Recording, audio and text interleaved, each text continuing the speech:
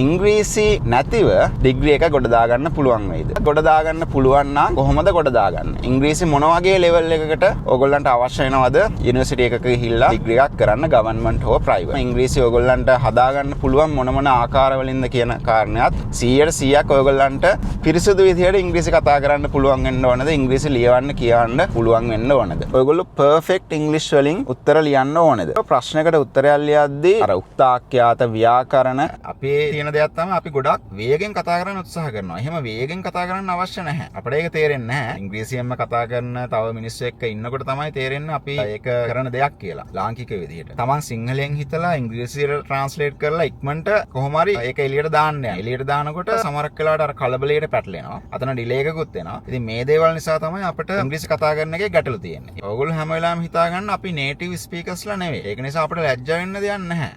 ඔයගොල්ලන්ට ඔයගොල්ලන්ගේ මව් භාෂාව කතා කරන්න බැරි නම් අන්න ඔයගොල්ලෝ ලැජ්ජ වෙන්න ඕනේ. Hello guys. මම හිතනවා හැමෝම හොඳින් ඉන්න ඇති කියලා.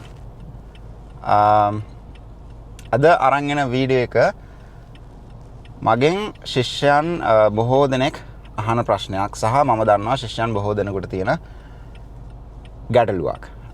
ඉංග්‍රීසි සම්බන්ධයෙන් තියෙන ප්‍රශ්නය ලංකාවේ රජයේ හෝ ප්‍රයිවට් හෝ යුනිවර්සිටි එකක ශිෂ්‍යන ආයෝජනා ක්‍රමය හරහා හෝ තමන් අතින් ගෙවලා හෝ ඩිග්‍රී එකක් කරන්න යන ශිෂ්‍යයෙකුට යන ශිෂ්‍යයන් බොහෝ දෙනෙකුට තියෙන ගැටලුවක් තමයි ඉංග්‍රීසි ප්‍රශ්නය.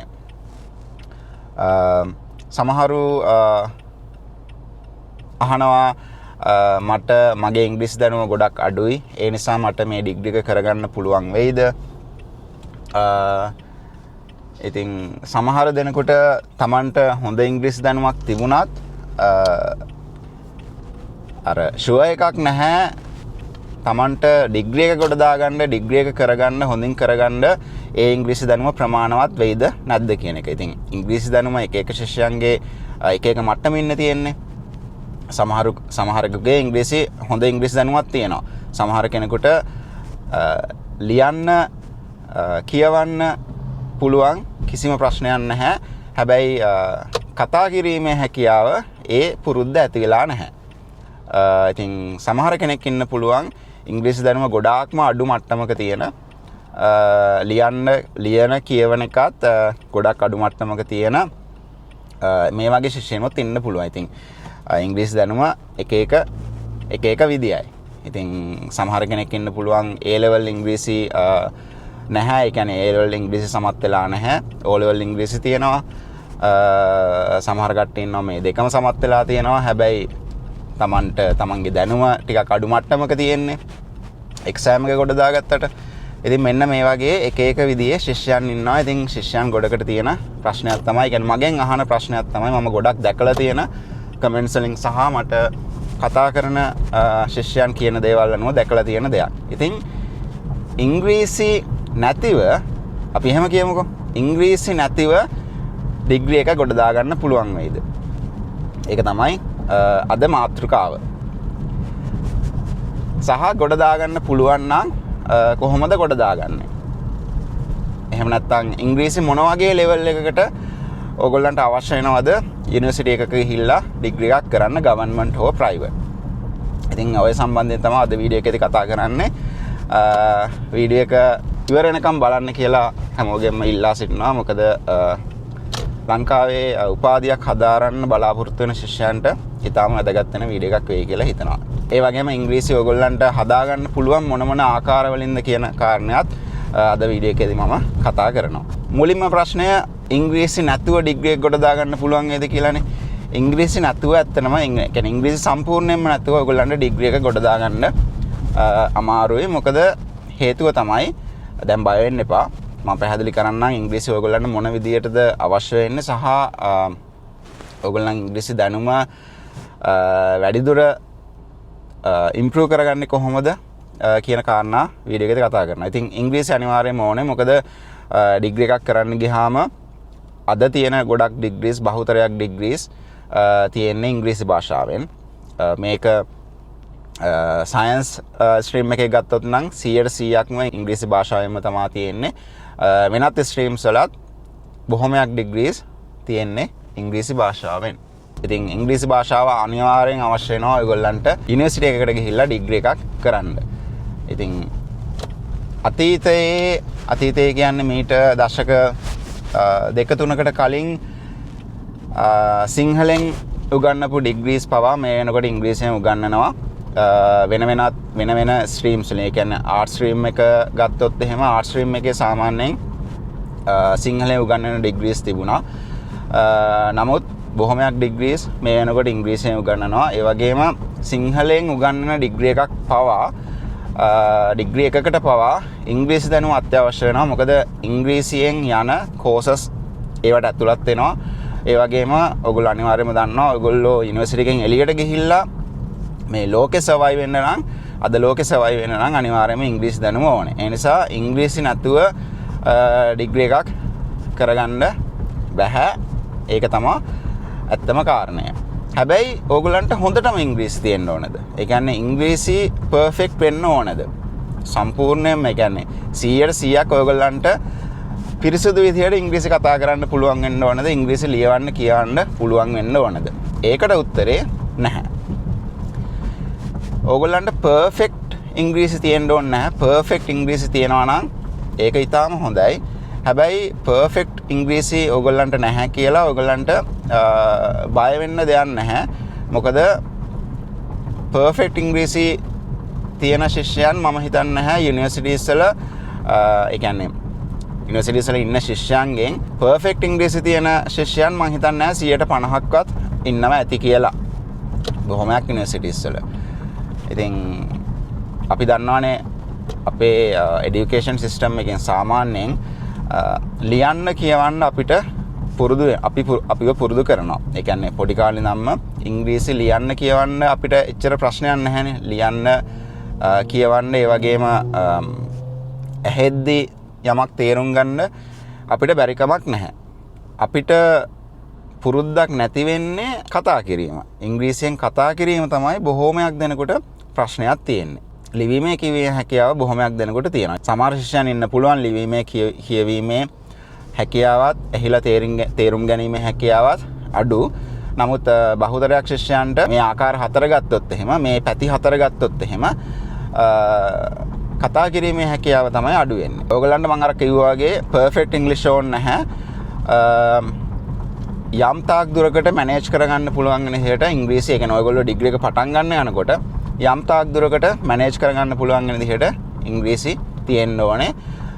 යම් තාක් දුරකට කියලා කිව්වේ ඔයගොල්ලන්ට දැන් හිතන්නකෝ ඔයගොල්ලන්ගේ නෝට්ස්, ඔයගොල්ලන්ගේ ලෙක්චර්ස් මේ හැමදේම ඉංග්‍රීසියෙන් සිද්ධ වෙන්නේ. එතකොට ඉංග්‍රීසි වලින් වෙන ලෙක්චර් එකකට ගිහිල්ලා ඒ කියන දේවල් අඩුතරමේ 50%ක් 60ක්වත් තේරුම් ගැනීමේ හැකියාව තියෙන්න ඕනේ. 50%ක් 60ක් කියලා මම කිව්වේ ඔයගොල්ලන්ට ඊට පස්සේ තනියම වැඩ කරලත් ඒ දේවල් තේරුම් ගැනීම හැකියාව තියෙනවා. නමුත් ලෙක්චර් එකකදී යම් තාක් දුරකට ඒ ලෙක්චර් එකේ කියන දේවල්, කතා කරන දේවල් තේරුම් ගන්න පුළුවන් වෙන්න ඕනේ. බොහෝ දෙනෙකුට ඒ හැකියාව ඇති කියලා මම හිතනවා.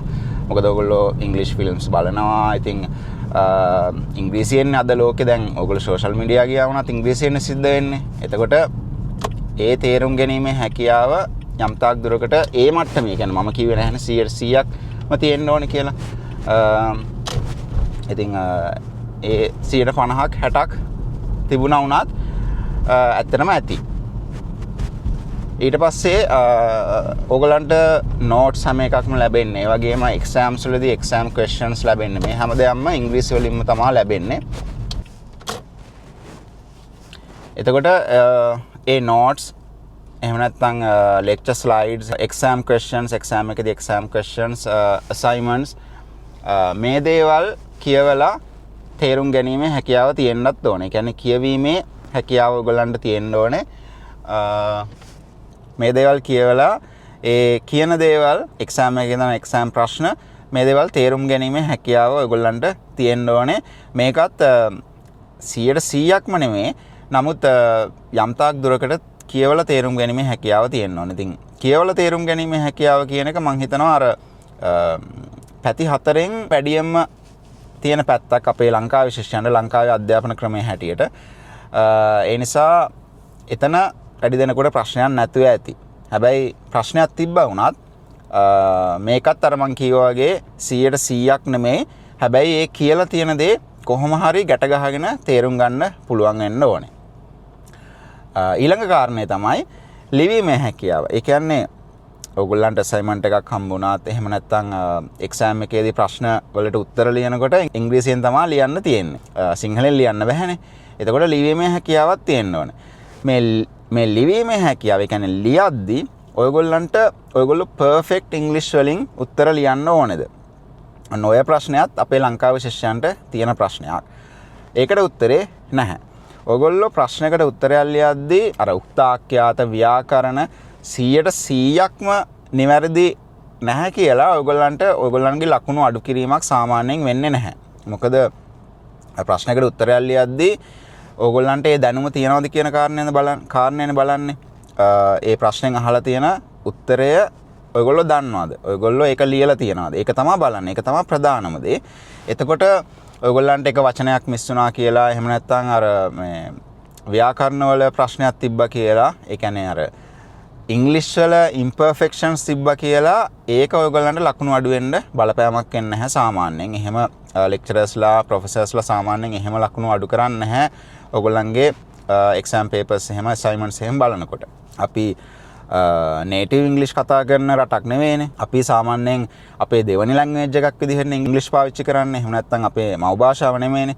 එතකොට එහෙම වැරදි වුණා කියලා ඒවා සාමාන්‍යයෙන් ලොකුවට බලන්නේ නැහැ. නමුත් ඔයගොල්ලන්ට උත්තරේ ගැට ගහගෙන උත්තරේ ඉංග්‍රීසියෙන් ලියා ගැනීමේ හැකියාව තියෙන්න ඕනේ. ඒ හැකියාව තියෙන්න ඕනේ. අර එතනත් ඉතින් 100%ක් ඔයගොල්ලන්ට ඉංග්‍රීසි ලිවීමේ හැකියාව තිබුණේ නැහැ කියලා බය වෙන්න දෙයක් නැහැ. කොහොම හරි ගැට ගහ ගන්නයි ඕනේ ප්‍රශ්නෙට උත්තරේ. අර ඉංග්‍රීසි හොඳටම පුළුවන් වෙලා හොඳටම උත්තරේ ලියන එක ඔයගොල්ලන්ට වාසි වෙන්න පුළුවන්. මොකද සමහරක් වෙලාවට ඔයා ලියන එක නෙවෙයි අදහස් වෙන්න ඉඩ තියෙනවා. කියන්නේ සමහර ප්‍රශ්න වලට උත්තර ලියනකොට අදහස් වෙන දේ දැන් සමහර ඒවා නම් කෙලින්ම ස්ට්‍රේට් ෆෝවර්ඩ්. ඒ කියන්නේ ආන්සර් එක කෙලින්ම ස්ට්‍රේට් ෆෝවර්ඩ්. ඒකේ උක්තාක්‍යාත එහෙම නැත්නම් ව්‍යාකරණ වැරදුනා කියලා ඒ ප්‍රශ්නේ වැරදෙන්න විදිහක් නැහැ. හැබැයි සමහර ප්‍රශ්න තියෙන්න පුළුවන් ඔයගොල්ලන්ගේ උක්තාක්‍යාත එහෙම නැත්නම් ව්‍යාකරණ වල වැරදීමක් නිසා ඔයගොල්ලෝ කියන්න යන අදහස නෙමෙයි උත්තරෙන් කියවෙන්නේ. ඉතින් අර ඒ වගේ තැන්වල පොඩි අවාසියක් තියෙන්න පුළුවන් ඔයගොල්ලන්ගේ ව්‍යාකරණ වල අඩුපාඩුවක් තිබ්බොත් එහෙම. හැබැයි සාමාන්‍යයෙන් ලොකුවට එහෙම ප්‍රශ්නයක් ඇති වෙන්නේ නැහැ ව්‍යාකරණ වල අඩුවක් වුණා කියලා. ඔයගොල්ලන්ගේ ව්‍යාකරණ අනිවාර්යෙන් හොඳටම තියෙනවා නම් සහ ඔයගොල්ලන්ට හොඳටම ලියන්න පුළුවන් නම් එතකොට ඒක ඔයගොල්ලන්ට හැම වෙලාවෙම ඇඩ්වාන්ටේජ් එකක් එනවා අනිවාර්යයෙන්ම. ඒ කියන්නේ මේ ඕන පැත්තකින් ඔයගොල්ලන්ගේ ඉංග්‍රීසි හොඳ වෙන තරමට ඔයගොල්ලන්ට තමයි ඇඩ්වාන්ටේජ් එකක් වෙන්නේ. මම මේ කියන්නේ අර ගොඩක් දෙනෙක් බය වෙලා ඉන්න නිසා, ගොඩක් දෙනෙක් ප්‍රශ්න අහන නිසා මට මෙහෙම ඉංග්‍රීසි හරියට බෑ, ඒ නිසා මට මේක කරගන්න බැරි වේද කියන කට්ටිය වෙනුවෙන් තමයි මම වැඩිපුරම මේ වීඩියෝ එකේ මේ කතා කරන්නේ. ඉතින් ඊළඟට තියෙන කාරණය, ඊළඟට කතා කරන්න ඕන එක කතා කිරීමේ හැකියාව. ඉතින් මේක තමයි ලංකාවේ ශිෂ්‍යයන්ට ටිකක් අඩුවෙන්ම පුළුවන් පැත්ත. සාමාන්‍යයෙන් ලංකාවේ এডুকেෂන් සිස්ටම් එකේ අනිත් දේවල් ටික ඉගෙනුවාට කතා කිරීමේ පුරුද්ද ඇති වෙන්නේ නැහැ නේ. මොකද කතා කිරීමේ පුරුද්ද ඇති වෙන්න නම් කතා කරන්න ඕනේ. ඉතින් ඒ පුරුද්ද ඇති වෙන්නේ නැහැ සාමාන්‍යයෙන්. මං ඉතිරි ටික කියන්නම්. හවස මං වැඩ ඇරලා යද්දි මං ඉතිරි ටික කියන්න. මොකද මට දැන් ඇතුළට යන්න වෙනවා. වැඩ පටන් ගන්නවා ගිහිල්ලා. ඒක නිසා. ඕකේ. hello again හැමෝටම. වීඩියෝ එකේ ඉතුරු භාගය අරන් එන්න ඇත්තටම සතියකට විතර පස්සේ. නමුත් අද වීඩියෝ එක ඉවර කරනවා. වීඩියෝ එකේ ඉතුරු ටික කතා කරලා ඉවර කරනවා. මම පොඩ්ඩක් කතා කරා listening ගැන, reading ගැන, ඒ වගේම writing ගැන කලින් කතා කරා. ඉතින් ඊළඟට අපිට වැදගත්ම දේ තමයි speaking. ස්පීකින් වැදගත්ම දේ වෙන්නේ ඕනම තැනකදී කමියුනිකේට් කරන්න, තව පුද්ගලයෙක් එක්ක කමියුනිකේට් කරන්න. එහෙම නැත්නම් ඔයගොල්ලෝ යුනිවර්සිටි එක ඇතුලේ ඉන්නකොට යුනිවර්සිටි එකේ ප්‍රසන්ටේෂන්ස් තියෙනවා. ඉතින් මේ වගේ දේවල් වලදී ඔයගොල්ලන්ට සමහරක් වෙලාවට ඔයගොල්ලෝ රිසර්ච් කරනවා නම් ඔයගොල්ලන්ගේ ප්‍රොෆෙසර්ස්ලා එක්ක කමියුනිකේට් කරන්න ඕනේ. ඉතින් මේ වගේ දේවල් වලදී ඇකඩමික් කමියුනිකේෂන් වලදී අනිවාර්යයෙන්ම ඉංග්‍රීසි ස්පීකින් කියන එක වැදගත් වෙනවා. මේකේ අනිත් වැදගත්කම තමයි අපේ ලංකාවේ ශිෂ්‍ය හැටියට වැදගත්කම තමයි ලංකාවේ අපිට රීඩින්, ලිස්නින්, රයිටින් ලොකුවට ප්‍රශ්නයක් නැහැ. අපේ এডুকেෂන් සිස්ටම් එකෙන් අපිට මුලින් ඉඳලම පෙර පාසලේ ඉඳන්ම පළවෙනි වසරේ ඉඳන්ම සාමාන්‍යයෙන් මේ දේවල් උගන්වනවා. ඒ ඉගැන්වීමේ කිසිම ප්‍රශ්නයක් නැහැ. හැබැයි ස්පීකින් කියන දේ බොහෝ වෙලාවට අපේ এডুকেෂන් සිස්ටම් එක ඇතුලේ පුරුදු වෙන්නේ නැහැ. ඔයගොල්ලෝ ඉංග්‍රීසි මීඩියම් කළොත් සමහරක් වෙලාවට ඔයගොල්ලන්ට මේක ටිකක් ප්‍රැක්ටිස් වෙනවා. හැබැයි බහුතරයක් ඉංග්‍රීසි මීඩියම් කරන්නේ නැහැනේ. එතකොට ලංකාවේ බහුතරයක් ශිෂ්‍යයන්ට මේ ස්පීකින් කියන එකේ එක ගොඩක් වෙලාවට පුරුදු පුහුණු වෙන්නේ නැහැ. ඒ ප්‍රැක්ටිස් එක එන්නේ නැහැ. ඉංග්‍රීසි කොච්චර පුළුවන් වුණත් ඉංග්‍රීසි ඔයගොල්ලන්ට ග්‍රැමර්, ඒ කියන්නේ ව්‍යාකරණ සහ මේ හැම දෙයක්ම කොහොම මොන විදියට පුළුවන් වුණත් ඉංග්‍රීසි හොඳටම පුළුවන් වුණත් එක්සෑම්ස් වලට ඔයගොල්ලෝ O level, A level ඉංග්‍රීසි වලට ඒ අරන් තිබුණත් බොහෝ දෙනෙකුට තියෙන ප්‍රශ්නයක් තමයි මේ ස්පීකින් ප්‍රශ්නය. මේ ස්පීකින් ප්‍රශ්නේ එන්නේ අර ප්‍රැක්ටිස් එක නැති එකෙන්. ඉතින් මේක යුනිවර්සිටි එකක් ඇතුළට යනකොට කොහොමද වැදගත් වෙන්නේ? මේක ටිකක් අර වැඩිපුර කතා කරන්න ඕන කාරණයක් අපේ ලංකාවේ ශිෂ්‍යයොත් එක්ක කතා කරද්දී. එතකොට මේක දැන් කොහොමද මැනේජ් කරගන්නේ කියන ප්‍රශ්නේ තමයි මම හිතන්නේ ලංකාවේ ශිෂ්‍යයන්ට වැඩියෙන්ම තියෙන්නේ. අනිත් කොටස් කොහොම වුණත් කොහොමද ගිහිල්ලා අපි කතා කරන්නේ ඉංග්‍රීසි වලින්, කොහොමද අපි ප්‍රසන්ටේෂන්ස් එහෙම තියෙනකොට ඒවට මුහුණ දෙන්නේ, මේ ප්‍රශ්නේ තමයි අපේ ශිෂ්‍යයන් වැඩි දෙනෙකුට බහුලවම තියෙන්නේ. ඉතින් අර මේකත් මං කලින් කිව්වා වගේ ඕගොල්ලන්ට 100% ඉංග්‍රීසියෙන් කතා කිරීමේ හැකියාව තියෙන්න ඕනේ නැහැ. එහෙම තියනවා නම් අනිවාර්යයෙන්ම හොඳයි. ඔයගොල්ලන්ට ගොඩක් ප්‍රශ්න නැති වෙනවා. එතකොට ඒ කියන්නේ 100% කතා කරන්න පුළුවන් කියලා කියන්නේ පර්ෆෙක්ට් ඉංග්‍රීසි ඔයගොල්ලන්ට තියෙනවා කියලා කියන්නේ. එතකොට ඉතින් ප්‍රශ්නයක් නැහැනේ. කමියුනිකේට් කරනකොට ප්‍රසන්ටේෂන්ස් වලදී ඔයගොල්ලන්ට ඒ ගැන වද වෙන්න බය වෙන්න දෙයක් නැහැ. හැබැයි ඔයගොල්ලන්ට 100%ක් තියෙන්න ඕනේ නැහැ. 100%ක් තියෙන්න ඕනේ නැති වුණාට ඔයගොල්ලන්ට අඩුම තරමේ ප්‍රසන්ටේෂන් එකකට ගිහිල්ලා ඉංග්‍රීසි වලින් ප්‍රසන්ට් කරන්න පුළුවන් හැකියාව තියෙන්න ඕනේ. ඒ කියන්නේ අර ඉංග්‍රීසි වචන උච්චාරණය කරන්න හරියට එතකොට මේ දේවල් අපි දැකලා තියෙනවා යුනිවර්සිටිස් වල. දැන් අපිත් යුනිවර්සිටිස් වල හිටපු අය නිසා සහ අපිත් මුහුණ දීලා තියෙන නිසා. මොකද මම වුණත් යුනිවර්සිටි එකට යනකොට මගේ අනිත් ඉංග්‍රීසි වල ලොකු ප්‍රශ්නයක් තිබ්බේ නැහැ. හැබැයි මට වුණත් ලංකාවේ සාමාන්‍ය ශිෂ්‍යෙක් විදියට මටත් ඉංග්‍රීසි කතා කිරීමේ පුරුද්ද තිබුණ නැහැ. ඉංග්‍රීසි මට පුළුවන්කම තිබුණාට වුණාට ඉංග්‍රීසි වලට A level, O level හොඳ රිසල්ට්ස් තිබුණා වුණාට කතා කිරීමේ පුරුද්ද ඇති වෙලා තිබ්බේ නැහැ. ඉතින් මමත් යුනිවර්සිටි එකට ගිහිල්ලා ප්‍රසන්ටේෂන්ස් එනකොට ඒ ගැන එක්ස්ට්‍රා ඒ ගැන පොඩ්ඩක් අර වද වෙලා එහෙම තමයි ප්‍රසන්ටේෂන්ස් වලට යන්නේ සාමාන්‍යයෙන්. ගියේ මම ඉගෙන ගන්න කාලෙදී. ඉතින් අර ඒ වගේ ඔයගොල්ලන්ට ප්‍රසන්ටේෂන් එකක් තියෙනවා නම් සමහරක් වෙලාවට ඒවා ගෲප් ප්‍රසන්ටේෂන්ස් එන්න පුළුවන්. සමහරක් වෙලාවට ඒ කියන්නේ ගෲප් එකම ප්‍රසන්ට් කරනවා එක ප්‍රසන්ටේෂන් එකක්. ගෲප් ප්‍රොජෙක්ට් එකක් කළොත් එහෙම ප්‍රසන්ටේෂන් එකේ විනාඩිය 2 එහෙම නැත්නම් ස්ලයිඩ් 2ක් මෙයා කරනවා, ස්ලයිඩ් 3ක් මෙයා කරනවා, මේ විදිහට බෙදාගෙන කරනවා. එහෙම නැත්නම් සමහරක් වෙලාවට මුළු ප්‍රසන්ටේෂන් එකම තමන් කරන්නත් වෙන්න පුළුවන්.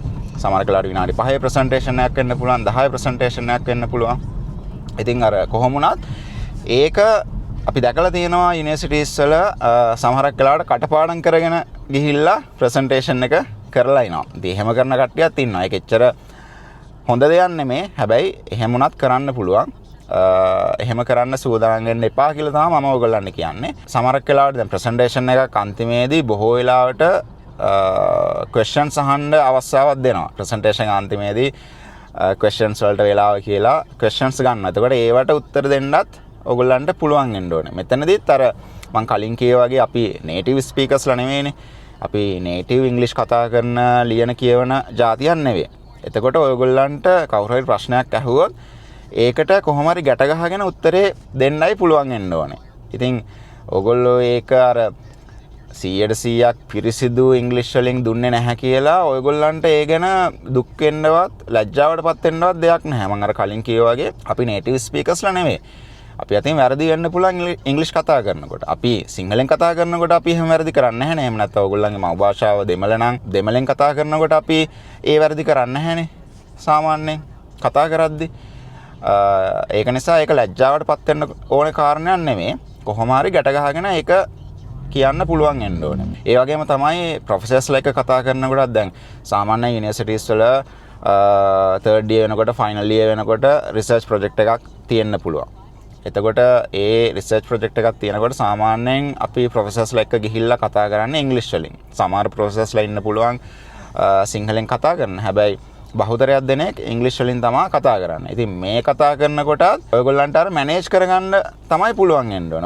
ඔයගොල්ලෝ කමක් නැහැ. ඔයගොල්ලන්ට ගොඩාක් අවුල් නම් ඉංග්‍රීසි වලින් සිංහල වලින් දෙක මික්ස් එකක් විදිහට කතා කරා කියලත් සමහරක් වෙලාවට ප්‍රශ්නයක් නැහැ. නමුත් අර ඒගොල්ලෝ ඉංග්‍රීසි වලින් කතා කරන නිසා ඔයගොල්ලන්ට ඉංග්‍රීසි වලින්ම ගැට ගහගෙන හරි උත්තර දෙන්න පුළුවන් නම් වඩා හොඳයි. මම ඇත්තටම යුනිවර්සිටි එකේ ඉන්න කාලේ ප්‍රොෆෙසර්ස්ලා ඉංග්‍රීසි වලින් කතා කරනකොට මම තනිකරම සිංහලෙන් උත්තර දීලා තියෙනවා. ඉතින් ඒක අර ප්‍රශ්නයක් නැහැ. හැබැයි වඩා හොඳයි ඔයගොල්ලන්ට ඒක මැනේජ් කරගන්න පුළුවන් නම්. ඒක තමයි ඉංග්‍රීසි කතා කරන එක සම්බන්ධයෙන් කියන්න තියෙන්නේ. ප්‍රැක්ටිස් එක තමයි වැදගත් වෙන්නේ. ඉතින් ඒක අර යම් තාක් දුරකට ඔයගොල්ලන්ට මැනේජ් කරගන්න පුළුවන් නම් ප්‍රශ්නයක් නැහැ. මොකද මම අර කලිනුත් කිව්වා වගේ ඉංග්‍රීසි කතා කරන එක පැත්තකින් තිබ්බත් අනිත් දේවල් පවා ගොඩාක් අඩු මට්ටමක හිටපු යාළුවෝ අපිට ඉඳලා තියෙනවා යුනිවර්සිටිස් වල. සහ මම ඒ වගේ ශිෂ්‍යයන්ුත් දැකලා තියෙනවා පසු කාලිනව. මට එක්ස්පීරියන්ස් උත් තියෙනවා ඒ වගේ කට්ටියත් එක්ක ඉඳලා. ඒ වගේම පසු කාලිනව මම තව ශිෂ්‍යයන්ුත් දැකලා තියෙනවා. ඉතින් මේ හැම ශිෂ්‍යයෙක්ම මම දැකලා තියෙන දේ තමයි කොහොම හරි මහන්සි වෙලා තමන්ගේ ඩිග්‍රී එක ඒ හැමෝම ගොඩ දාගත්තා. ඒ හැමෝම යුනිවර්සිටි එක ඇතුලේ ප්‍රසන්ටේෂන්ස් කළා. කොහොම හරි මැනේජ් කරගත්තා. ඉතින් අර ඒ නිසා ඔයගොල්ලන්ට බය වෙන්න දෙයක් නැහැ. ඔයගොල්ලන්ගේ ඉංග්‍රීසි ලෙවල් එක ගොඩක් අඩු මට්ටමක තිබ්බා වුණත් ඔයගොල්ලන්ගේ අතේ තමයි තියෙන්නේ. ඕන කෙනෙකුට ඒක මැනේජ් කරගෙන ගොඩ දාගන්න පුළුවන්. ඒ නිසා බය වෙන්න එපා. ඔයගොල්ලන්ට ඔයගොල්ලන් ඉංග්‍රීසි ලෙවල් එක මොන මට්ටමක තිබ්බත් බය වෙන්න එපා. ගොඩ දාගන්න පුළුවන්. Tamange අතේ තමයි හැබැයි වැඩේ තියෙන්නේ. කියන්නේ මම මේ කියන්නේ ගොඩාක්ම අඩු නම්. ගොඩාක්ම අඩු වුණත් ප්‍රශ්නයක් නැහැ. ඔයගොල්ලන්ගේ අතේ තමයි ඒක තියෙන්නේ. සාමාන්‍යයෙන් ඔයගොල්ලන්ට සාමාන්‍ය ඉංග්‍රීසි දැනුමක් තියෙනවා නම් බොහෝ වෙලාවට ඔයගොල්ලන්ට පහසු වෙනවා ඒ වැඩේ ගොඩ දාගන්න එක. ඔය කාරණා ටික තමයි කියන්න තියෙන්නේ. මේ ඉංග්‍රීසි භාෂාවේ තියෙන අර පැති සම්බන්ධයෙන් කොටස් සම්බන්ධයෙන් ඊළඟට මම කියන්නම් දැන් හැමෝටම තියෙන ප්‍රශ්නයන්නේ තමන්ගේ ඉංග්‍රීසි කොහොමද ඉම්ප්‍රූව් කරගන්නේ කියලා. ඉතින් සමහරු මගෙන් අහනවා ඉංග්‍රීසි වලට ක්ලාස් යන්නද එහෙම නැත්නම් මොකද්ද කරන්න ඕනේ මේ වගේ ප්‍රශ්න ගොඩාක් අහනවා ශිෂ්‍යයන් කතා කරනවානේ. සමහර ශිෂ්‍යයන් කතා කරනවා, සමහර ශිෂ්‍යයන් කමෙන්ට්ස් වලින් අහනවා, ඊමේල් කරලා අහනවා, සෝෂල් මීඩියා වල මැසේජස් දාලා අහනවා.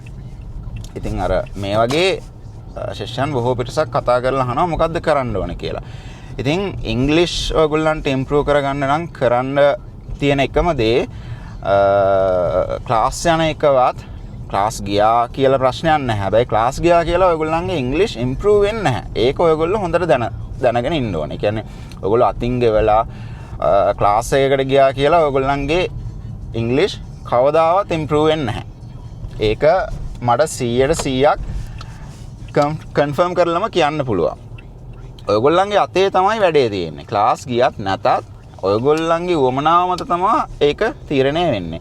ඉතින් ඉංග්‍රීසි ඉම්ප්‍රූව් කරගන්න ඕන නම් මේ අදාළ කොටස් ඔයගොල්ලෝ ඉම්ප්‍රූව් කරගන්න ඕනේ කොහොමද කියලා තමයි බලන්න ඕනේ. මොකද හැම කොටසක්ම එකම විදිහට ඉම්ප්‍රූව් කරගන්න බෑ. ඒකට එක විදිහට තමයි ඔයගොල්ලන්ට මේ ඔයගොල්ලන්ගේ ඉංග්‍රීසි ඉම්ප්‍රූව් කරගන්නෙද්දී ඉම්ප්‍රූව් කරගන්න පුළුවන් වෙන්නේ. සාමාන්‍යයෙන් ඔයගොල්ලන්ට listening එහෙම නැත්නම් ඉංග්‍රීසි කවුරු හරි කතා කරන කෙනෙක් තේරුම් ගැනීමේ හැකියාව තේරුම් ගන්න කොහොමද කියන එක ප්‍රැක්ටිස් වෙන්න හොඳම දෙයක් තමයි මූවිස් බලන එක. ඉංග්‍රීසි මූවිස් බලන එක. ඉංග්‍රීසි මූවිස් බලද්දී කවදාවත් සිංහල සබ්ටයිටල්ස් දාගෙන ඉංග්‍රීසි මූවිස් බලන්න එපා. එහෙමනම් නොබලා ඉන්න එක. ඒ කියන්නේ ඉංග්‍රීසි වෙනුවෙන් ඉංග්‍රීසි ඉම්ප්‍රූව් කර ගැනීම වෙනුවෙන් නයි මූවිස් බලන්නේ නොබලා ඉන්න එක වඩා හොඳයි. සිංහල සබ්ටයිටල්ස් පාවිච්චි කරන්න එපා. ඉංග්ලිෂ් සබ්ටයිටල්ස් උනත් පාවිච්චි කරන්න එපා. පාවිච්චි නොකර කෙලින්ම මූවී එක අරගෙන එහෙම බලන එක තමයි හොඳම දේ ඔයගොල්ලන්ට ඉංග්ලිෂ් ඉම්ප්‍රූව් කරගන්න අවශ්‍ය නම්. සමහරක් වෙලාවට මූවී එක බලන්න පටන් ගත්තාම මුලදී ඔයගොල්ලන්ට තේරෙන්නේ නැති වෙන්න පුළුවන්. හැබැයි ඒ ටික පොඩ්ඩක් අල්ලගෙන ඉන්න ටික ටික ඔයගොල්ලන්ට තේරෙන්න ගන්නවා. ඉංග්ලිෂ් සබ්ටයිටල්ස් දැම්මොත් ඔයගොල්ලන්ට වෙන වැඩේ තමයි ඔයගොල්ලෝ අර කෙලින්ම තව කෙනෙක් කතා කරලා කියන දෙයක් තේරුම් ගන්නවට වඩා ඔයගොල්ලෝ ගොඩක් අර කියවලා තේරුම් ගැනීමේ හැකියාව තමයි එතනදී ඉම්ප්‍රූව් වෙන්නේ. ඒ නිසා කෙලින් දැන් කවුරු හරි කෙනෙක් අපිට ඇවිල්ලා කතා කරනකොට අපිට සබ්ටයිල්ස් කොහෙවත් වැටෙන්නේ නැහැනේ. එයා කියන දේ එයාගේ ඇක්සන්ට් වලින් අපි ඒවා තේරුම් ගන්න ඕන. අනික ලංකාවේ ඇක්සන්ට් එක තේරුම් ගන්න සාමාන්‍යයෙන් ලේසි.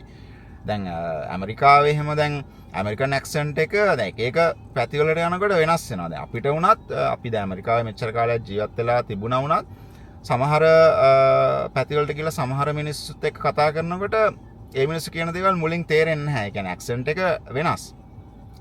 අර පොඩි වෙලාවක් යනවා තේරුම් ගන්න සමහරක් වෙලාවට සමහර දේවල්. ඉතින් අර ඒක නිසා ඔයගොල්ලෝ ඉංග්‍රීසි මූවිස් බලනකොට අනිවාර්යයෙන්ම සබ්ටයිටල්ස් මුකුත් නැතුව බලන්න. ඒක ඔයගොල්ලන්ට ලොකු හේතුවක් වෙයි තේරුම් ගැනීමේ හැකියාව වර්ධනය කරගන්න. ඒ වගේම ලිස්නින් හැකියාව වර්ධනය කරගන්න. ඊට පස්සේ රයිටින් ඔයගොල්ලන්ට ඉම්ප්‍රූව් කරගන්න ඕන නම් අනිවාර්යයෙන්ම ඉතින් ලියන්න ඕනේ. පුළුවන් තරම් උත්සාහ කරන්න ඔයගොල්ලෝ ලියන දේවල්. හිතන්නකෝ දැන් ඔයගොල්ලෝ මට ඊමේල් එකක් එවනවා කියලා. එතකොට මම දැකලා තියෙන දෙයක් තමයි බොහෝ දෙනෙක් සිංහලෙන් තමා ලියන්නේ. කියන්නේ සමහරු කෙලින්ම සිංහලෙන් ටයිප් කරනවා, සමහරු එහෙමත් නෙමෙයි අර සිංග්ලිෂ් වලින් ටයිප් කරන්නේ. ඉතින් අර එහෙම නැතුව කෙනෙකුට ඔයගොල්ලෝ මැසේජ් එකක් යවනවා නම් එහෙම නැත්නම් ඊමේල් එකක් යවනවා නම් අනිවාර්යයෙන්ම ඉංග්ලිෂ් වලින්ම ලියන්න ඒක. එතකොට ඔයගොල්ලන්ට යම්කිසි අර පුරුද්දක් ඇති වෙනවා ඉංග්ලිෂ් ලිවීමේ හැකියාව වර්ධනය වෙනවා සහ ඒ පුරුද්ද ඇති වෙනවා. ඉතින් මම මේ කිව්වේ අර අපි මැසේජස් හැමෝටම යවනවානේ. හැම වෙලේම කරන දෙයක්. මැසේජස් ප්‍රශ්න අහන එක, කායින් හරි මොකක් හරි ප්‍රශ්නයක් අහන එක මම කියන්නේ මේ ඇකඩමික් ප්‍රශ්න නෙමෙයි. නමුත් යාළුවන්ගෙන් සහ තමන් දන්න කියන අයගෙන් ඔයගොල්ලෝ නිතරම ප්‍රශ්න අහනවානේ. අර සාකච්ඡාවන් වෙනවානේ සෝෂල් මීඩියා හරහා. ඉතින් ඒ හැම එකක්ම ඔයගොල්ලෝ ඉංග්‍රීසි වලින් කරන්න. ඔයගොල්ලෝ සෝෂල් මීඩියා පෝස්ට් මොනවා හරි දානවා නම් ඒවා ඉංග්‍රීසි වලින් දාන්න. මම මේ කියන්නේ අර ලේසියෙන්ම අපේ ඩේ ටු ඩේ ලයිෆ් එකේ වෙන දේවල් වලින් කොහොමද ඉංග්‍රීසි ඉම්ප්‍රූව් කරගන්න කියන එක. එහෙම නැතුව ඔයගොල්ලන්ට පුළුවන් නම් එනම වෙලාවක් වැය කරලා ඔයගොල්ලන්ට ඉංග්‍රීසි ඉම්ප්‍රූව් කරගන්න අනිවාර්යයෙන් මේක ඉතාම හොඳ දෙයක්. ඉතින් මෙතනදී ඔයගොල්ලන්ට YouTube එකේ ගොඩක් වීඩියෝස් තියෙනවා. මම එකින් එක කියන්න යන්නේ නැහැ. YouTube එකේ ගොඩක් ප්‍රසිද්ධ වීඩියෝ සීරීස් තියෙනවා, වීඩියෝ කරන channels තියෙනවා. මම කියන්නේ ලංකාවේ කට්ටිය කරන්නේ නෙමෙයි. ලෝකල් ලෙවල් එකේ තියෙන, ඉන්ටර්නැෂනල් ලෙවල් එකේ තියෙන ඒ වගේ YouTube වීඩියෝස් සහ වෙබ්සයිට්ස් තියෙනවා. ඉතින් අර සර්ච් කරලා බලන්න. එතකොට ඕන තරම් YouTube එකේ තියෙනවා. මොකද සාමාන්‍යයෙන් IELTS එහෙම නැත්නම් TOEFL වගේ දේවල් කරනකොට මේ පැති හතර අනිවාර්යයෙන්ම ඔයගොල්ලෝ ඉම්ප්‍රූව් කරගන්න ඕනනේ. සාමාන්‍ය කියන්නේ ශිෂ්‍යයෙක් එහෙම ටෙස්ට් එකක් කරනවා නම් මේ හතර ඔයගොල්ලෝ ඉම්ප්‍රූව් කරගන්න ඕනේ. ඒ නිසා ඒ වෙනුවෙන් වීඩියෝස් ඕන තරම් තියෙනවා YouTube එකේ. ඒ වගේම වෙබ්සයිට්ස් තියෙනවා ඕන තරම්. ඒ නිසා සර්ච් කරලා බලනකොට ඔයගොල්ලන්ට ඕන තරම් රිසෝසස් එයි. ඔයගොල්ලන්ට වෙනම වෙලාවක් වැය කරලා ඒ දේ කරන්න පුළුවන් නම්. එහෙම කරන්න පුළුවන් නම් ඉතා හොඳයි. ඒ වෙබ්සයිට්ස් වල ඒ YouTube වීඩියෝස් වල තියෙනවා ඔයගොල්ලන්ට ලියන්න ඇක්ටිවිටීස් හම්බ වෙනවා. ඉතින් ඒ වගේ දේවල් කරන්න පුළුවන්. එහෙම නැත්නම් ඔයගොල්ලන්ට පුළුවන් කෙලින්ම TOEFL කට්ටියගේ බුක්ස් තියෙනවා. ඒ කියන්නේ වර්ක් බුක්ස් වගේ තියෙනවා. මේවත් තියෙනවා ඔන්ලයින් ඔයගොල්ලන්ට. සල්ලි දීලා ගන්න අවශ්‍ය නැහැ. සාමාන්‍යයෙන් ඔයගොල්ලන්ට වෙබ්සයිට්ස් වල ඉන්ටර්නෙට් එකේ ෆ්‍රී හොයාගන්න පුළුවන්. මගේ ගාවත් ඇත්තටම ගොඩක් අවුරුදු ගානක බර ගානක තියෙනවා. මම ඒ ටික එකතු කරලා ඉවරලා ඉදිරියේදී හැමෝම අතරේ ෂෙයා කරන්නම්.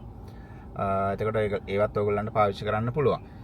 ඒ වගේම IELTS වල බුක්ස් තියෙනවා. ඒ කියන්නේ වර්ක් බුක්ස් වගේ තියෙනවා. මොකද මේවා නම් හරියටම අර පිළිවෙලටම තියෙනවා. දැන් listening, reading, writing කියන ඒවට හරියන විදිහටම ඒවා ඩිසයින් කරලා ඒ අර එක්සර්සයිස් ඩිසයින් කරලා මේ හැම දෙයක්ම හරි පිළිවෙලට තියෙනවා.